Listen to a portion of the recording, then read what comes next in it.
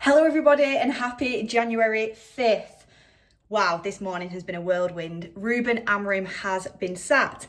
This was supposed to be my day off, but obviously when Ruben Amorim gets sacked, the Manchester United manager has been sacked.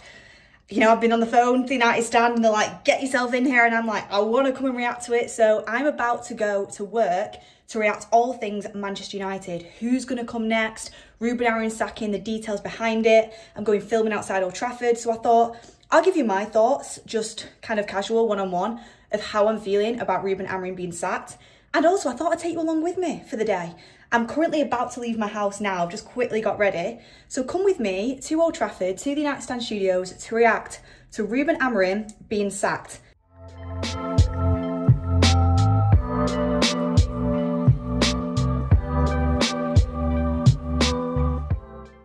Also, guys, I don't know if you've been keeping up on my fitness page, at BethTFit. I literally did an 84-hour fast. I just broke it a few hours ago. Just had a little bit of yogurt. I'm dying for some more food and I've got to rush in. So God knows next time I'll eat. Running off bloody fumes, eh? But I will update you when I need some water. I will update you when I next eat food because I know people like that when I do it in my matchday vlogs as well. Also, if you see my cup, Manchester United cup, always in the Beth T household. Because it is literally -6 degrees outside, I'm going to go with my Boohoo Man jacket. It's big, it's long. Oh my God, that sounded bad. But it's really, really, really good for when it's cold outside, but you still want to look a little bit stylish. So this is the jacket. Also, this is my new mirror. By the way, my house is having renovations right now. I've literally only just moved into it, which is why I don't have doors. So excuse that. I don't live without doors. They're on order, but they're just not here yet. But what do you make of the new mirror, guys? I love it, I think. But let me know what you guys think.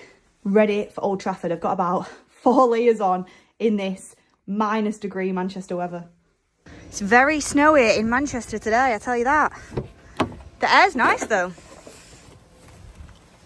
It's very sunny, fresh and snowy, but now it's time to get in the car, go to work and put the United Stand. They've just dropped an interview with Ben Jacobs, so I can't wait to listen to that on the way to work.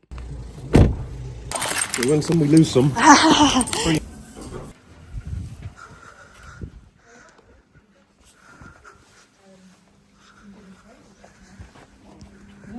Hi guys. Hello. Right, heading down to Old Trafford now to film. Yep. I mean... Go on, talk about Aaron. Oh, tell me that stuff. Oh, Adam, our Hello. more than a cameraman, you do a lot of things, yeah. Adam. But, Adam, who do you support? I'm a City fan. No!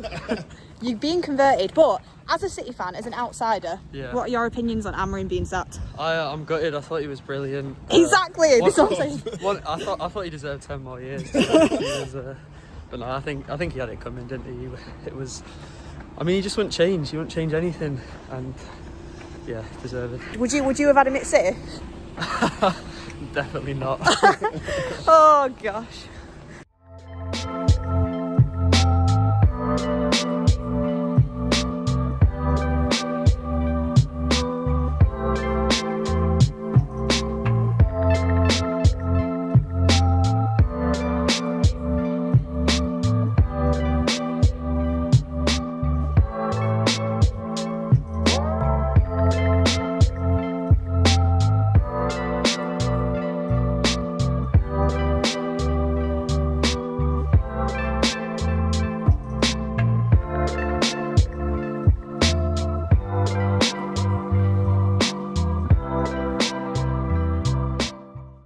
Right, Mauds, we're about to film, but thoughts on Ruben Amorim being sacked? Honest thoughts? Devastated. No, I'm joking. No, obviously, I think he's buzzing, to be fair. I think He looks like he's got a spring in his step on that video. Buzzing. He's got a nice little paycheck. But I do think, being serious, I think it was probably the right time. In fact, it probably wasn't the right time, but it was the right thing to happen. He probably should have got sacked at the end of last season. But I just really want to see who they bring in, because it's going to be the next big decision that the ownership make. Are they going to make the wrong decision again? Because they made quite a few wrong decisions so far. Hopefully they go and make the right decision and bring in a proper manager. Who do you want? It's tough. I mean, if you give me anyone, give me Enrique. give me the best manager in the world. But I can't decide. Just someone who has a little bit of pedigree. So you don't have to have won everything, but at least be, I don't know, prem proven, or you won a European competition, something. Just give me something that I can tell you know what you're doing. Someone who everyone can respect. Yeah. Someone with authority. Yeah, Someone who's yeah. got the experience to back it up. That's who I That's want. what I But want as well. let's see. So as we're about to go live, as you can see, we've got 1,172 people waiting, which is crazy.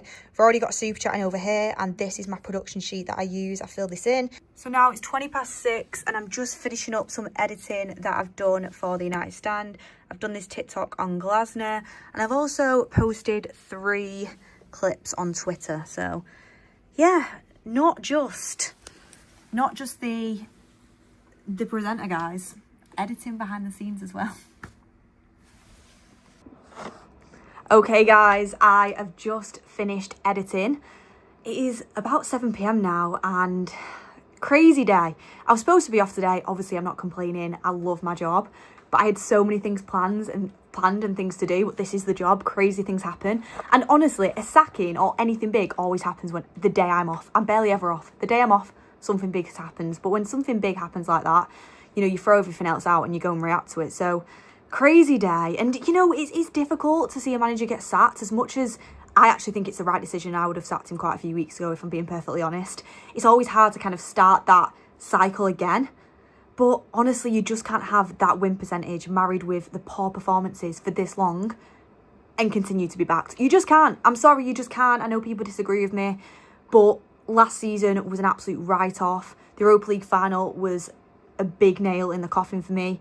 And then I wanted to give him a chance this season, and it's just not improved enough. It's just not. So I feel bad for Ruben Amorim. I never want to see anyone lose the job, but it was the right decision. And I thought I'd just have a little one-on-one chat while I'm in the gallery. I did want to go in the studio, but there was nowhere to put my phone, and I'm filming on my phone. So I'm just kind of swinging on a chair right now in the gallery. But in terms of who next comes in, there's not one single candidate that stands out to me, guys. I'm going to be so real. I go through them in my head and I'm like, maybe him. But the only one guy I'd be like, yes, get him in the football club right now. Sign him up. I am here for the ride. Will be Luis Enrique. I've wanted Luis Enrique for years. But I just don't think that's possible. PSG are thriving. He's doing such a good job there. Like, why would he come to Manchester United, where it's been a graveyard for careers over a long time since Sir Alex Ferguson, it's been a long day. Since Sir Alex Ferguson left, it's been a graveyard. And look, do you know what? I was speaking to someone before and they made a really good point. Yes, people are fed up of the manager merry-go-round, but what manager has left Manchester United since Sir Alex Ferguson left the club? So all the managers post Sir Alex Ferguson, what manager has left Manchester United and done really, really well? So each manager was deservingly sacked. Like, let's be so honest here.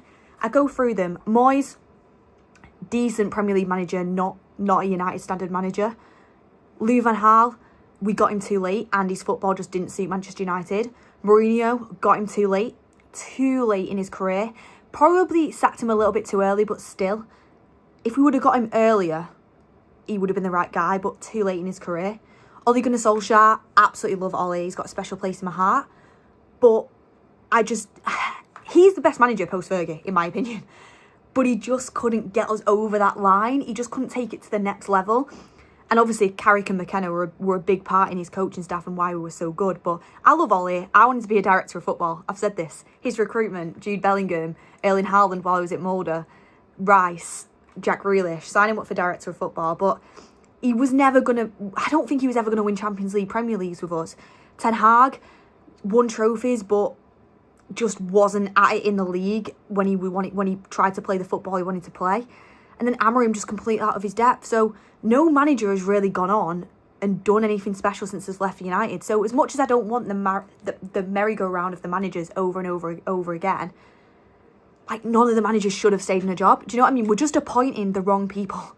We are appointing the wrong guys. And, you know, a big question is the job too big for anyone? We're yet to see. I'm hoping the next guy is going to be the one. And Ineos seriously needs to get it right. I want him to be appointed in the summer purely because I want Ineos to go through a thorough process of interviews, background checks, make sure this is the right manager for Manchester United. He needs to have experience, he needs to have pedigree, he needs to be well respected, he needs to want to play the United way, he needs to understand the United DNA. There's so many boxes that need ticking, and it's hard to find that find that guy. That's why with every candidate that's coming up, I'm like, meh. So yeah, there's Glasner in there, there's De Zerbi, there's Kieran McKenna, there's thoughts on Areola, Emery. I like stuff about all these managers, I really, really do. But there's not one where I'm like, yes, you've got it all. I have doubts about Glasner, I have doubts about Areola, I have doubts about Emery, little doubts, I think he's a top manager. I have a few doubts about McKenna. Like, every single manager I think has major pros. Like, Glasner's got some amazing pros. He wins wherever he goes. He's won 2 trophies with Crystal Palace. Like, it's incredible. He's won the Europa League. He is tactically flexible, despite what people might think. He's played 4 at the back before. But there's cons to it. There is cons to it. And, you know, I could list them off. Does play counter-attack football currently, and would he want to employ the same type of football at Manchester United? Would he stay with that 3 at the back? If we get the new manager and I walk into Old Trafford and I see 3 at the back on that pitch, cut the cameras. Cut the cameras. I give up. I absolutely give up. I will go into a meltdown if I see the next manager start with a 3 at the back. I just can't go through it again. If Glasner was to be a United manager, he'd have to play the United way. He'd have to know the United DNA. I want to see attacking football with the back 4. And Areola plays brilliant, entertaining football. He's a great coach, but does he have the personality to take on the United job? Could he step up from Bournemouth to United? It's a huge ask, Would he be able to get the players to play the way he wants to play, which is very exciting. He gets the best out of his players, but could he do it at United? I mean, Emery, what he's done at Aston Villa is nothing short of sensational. He's ridiculously good. But Arsenal, PSG, like the big clubs, can he do it at a big club? And would he even want to come from Aston Villa, like realistically? McKenna, has he got enough experience? I mean, he's a good manager, but has he got enough experience? Does he demand enough respect? There's no one that stands out. De Zerbi, I think, would either be absolutely unreal or an absolute car crash. His personality is mad, but he's like a footballing genius. But could it work at United, or would it just completely hit the fan? So there's no one that stands out right now. So yeah, I mean, I've been talking about this all day, so I'm sorry if I kind of went through the motions there. This is kind of just casual. But look, if you've been following along with my fasting journey, so I began fasting at 10 p.m. on Thursday evening to reset my gut, reset my body. It's a brilliant thing to do. I talk more about it on my fitness page on Instagram if you're interested. I was meant to break my fast this morning, 84 hours, right? So I had some yoghurt to break it. Kefir yoghurt, it's good for your gut. And I thought, right, I'll eat again in an hour. I'll have my avocado on toast, my eggs, everything like that. I get a call. Amarin's been sacked. Get yourself into the studio. I've had one little bit of yoghurt since Thursday night. I'm so hungry. And I can't wait because I'm being cooked steak, potatoes, broccoli, peppercorn sauce for tea. So, I mean, I've got to go to Tesco now and get some of the stuff. I mean, got some of it, not got all of it. So I'll bring you along.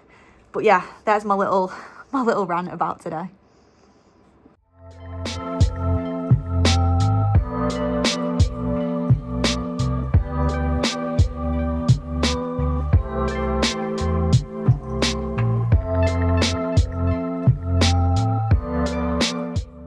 I'm sorry, that camera angle is absolutely terrible, but I'm that hungry. I've had to stop in Tesco. I'm so hungry. Organic hummus is coming out with, 1 second, hands full here. My carrot sticks. Health is wealth in 2026, everyone. This is an elite snack, by the way. Organic hummus, so it's got good ingredients in. And then organic carrot battens. I feel very, very posh when I say that. Elite snack if you are really hungry and you're trying to be healthy. Absolutely bangs. Absolutely bangs. So I'm going to sit in Tesco car park for about 10 minutes while I feed myself.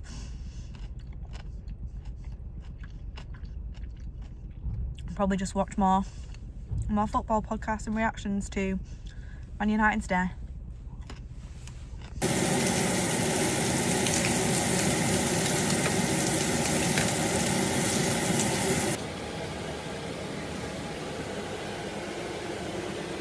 So last night I got asked to be on Sky Sports at 8 a.m. and obviously I said yes. I'm really, really excited to be on. And now I'm just at Salford Quays. It's about 7:45. We go live at 8, so I'm just about to head out and get set up. But I'm really, really excited to speak about all things Manchester United. It's an amazing backdrop as well. Hopefully I'll get some footage to put in here.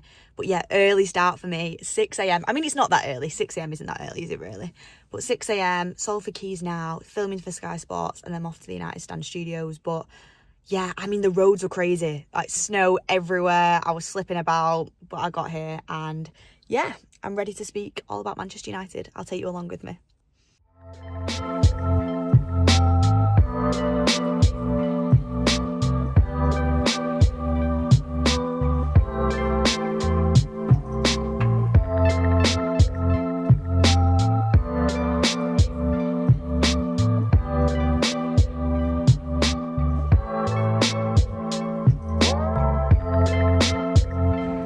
Okay everyone, I'm with Sani from Sky Sports News. Very early, very snowy. It's Salford Quays. Sani, I just wanted to get your opinion, as you know, you're a fellow Bury fan. I'm from Bury.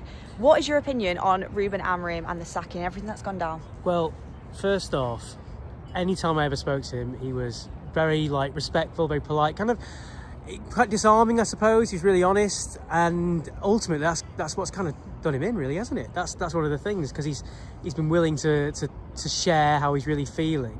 And for fans, that's great, because you know, that's one thing, especially in this modern era, clubs don't really want to do. So that's been interesting, but it's also led to his downfall. I think it was inevitable given the results, but the timing and the way it's happened, it's basically all down to falling out with Jason Wilcox, Barada and everyone else. So yeah, what a mess. And yet again, United looking for a new manager. Exactly, the next guy better watch his back.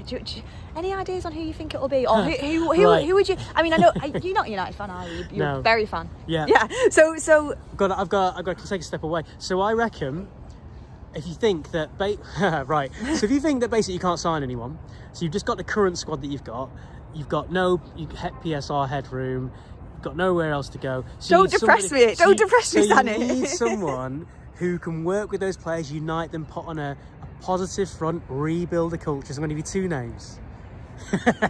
Ole Gunnar Solskjaer, maybe. That would be a kind of a heart one for fans. And I don't really want to say it, but a manager with that sort of experience, Gareth Southgate. No, Sani. No, Sani. He's done no, it. Sani. No, Sani. He's rebuilt the culture of a nation. Could he do it at a football club? You I'm heard not what I saying thought about Southgate.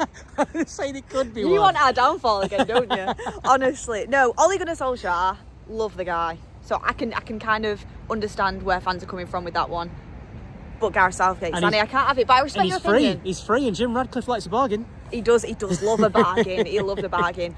Honestly, I wonder where Manchester United are going to go from here. But look, thanks for speaking to me. Cheers, no, And thank you. Yeah, thank you. Nice one. See you guys. Easy, see you. As I'm walking away now, his cameraman Chris, by the way, he was so nice. He just went, "Am I going crazy? Or did I just hear you say Southgate?" And then started laughing. Mentally laughing, by the way.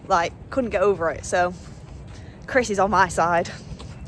Look, I don't want to disrespect anyone, and he just has his limitations, and Gareth Southgate is not built for the Manchester United job. I'm sorry, but get in the comments. What do you think about that show?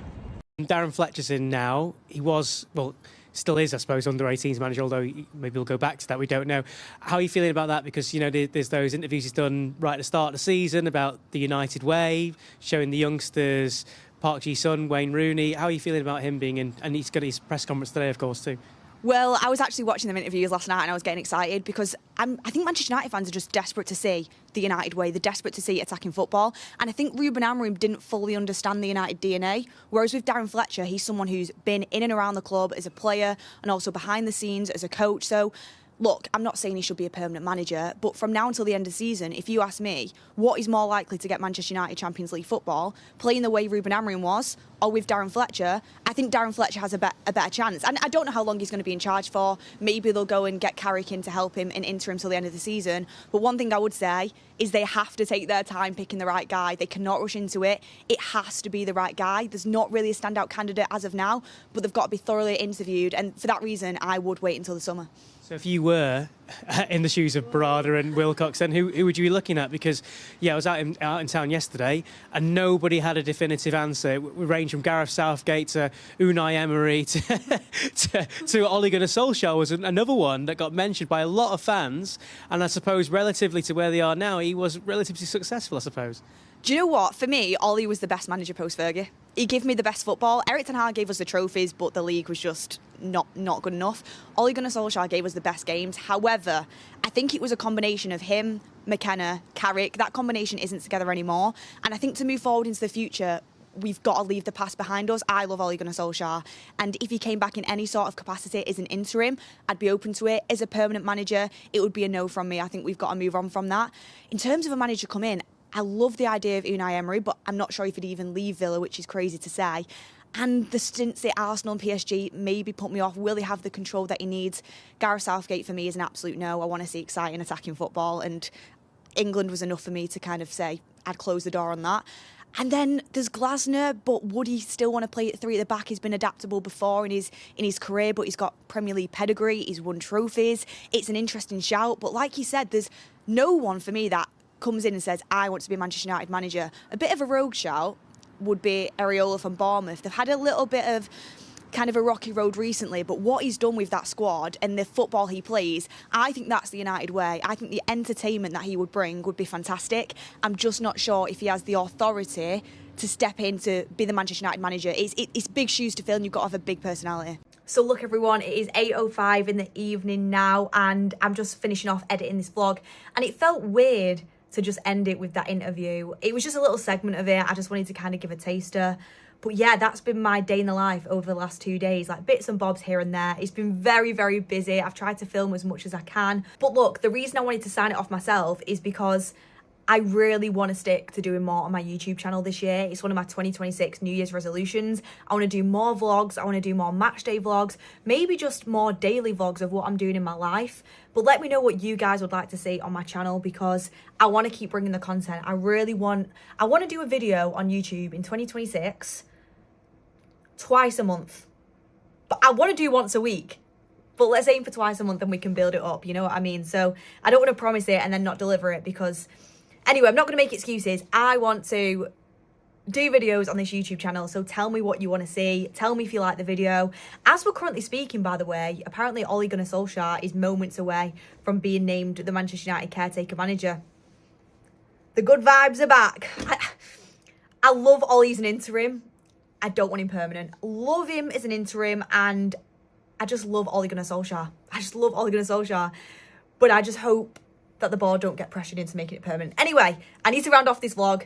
Thank you all for watching. Thank you if you made it this far. My arm is aching. Why have I chosen to do this angle? I don't know why I chose it. It's because the forward angle was just not looking good, especially after being at Old Trafford and I got absolutely rained on in a bit of a blizzard. But yes, just about to edit now and upload my vlog. So thank you all for watching, and I will see you on the next one.